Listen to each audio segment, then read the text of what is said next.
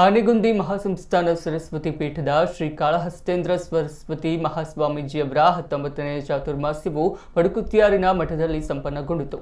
ಸಭಾ ಕಾರ್ಯಕ್ರಮದಲ್ಲಿ ಆಶೀರ್ವಚನ ನೀಡಿ ಮಾತನಾಡಿದರು. ಈ ಸಂದರ್ಭ ರಾಷ್ಟ್ರೀಯ ಚಲನಚಿತ್ರ ಪ್ರಶಸ್ತಿ ವಿಜೇತ ಬಾಡೂರು ಎಸ್ ಸುಬ್ರಹ್ಮಣ್ಯ ಅವರನ್ನು ಅಭಿನಂದಿಸಲಾಯಿತು. ಈ ಸಂದರ್ಭ ವಿದ್ವಾಂಸ ಪಂಚಭಾಸ್ಕರ್ ಭಟ್, ವಿದ್ವಾನ್ ಉಮೇಶ್ ಆಚಾರ್ಯ ಪಡೀಲು, ಕೋಟ ಅಮೃತೇಶ್ವರಿ ದೇವಸ್ಥಾನದ ಧರ್ಮದರ್ಶಿ ಆನಂದ್ ಸಿ ಕುಂದರ್ ಮತ್ತಿತರರು ಉಪಸ್ಥಿತರಿದ್ದರು.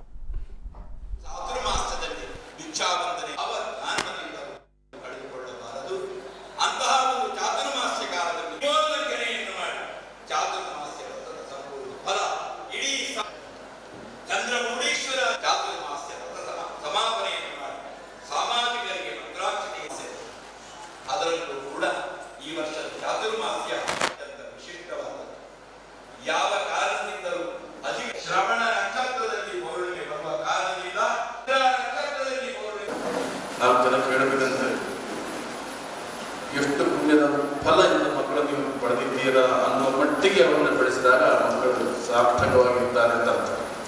ಧಾರ್ಮಿಕ ಶ್ರದ್ಧೆಯಲ್ಲಿ, ದೇವರ ಕಾರ್ಯದಲ್ಲಿ, ಪೂಜಾ ವಿಧಾನಗಳಲ್ಲಿ ಎಲ್ಲರಿಗಿಂತ ಮುಂದೆ ಬದುಕುಕೊಳ್ಳುವಂಥ ಮಕ್ಕಳು ಇದ್ರೆ ಇದರ ಸಂಸ್ಕಾರವಂತ ಮಕ್ಕಳು ಅವರು ಸಮಾಜವನ್ನು ಬೆಳೆಸ್ತಾರೆ.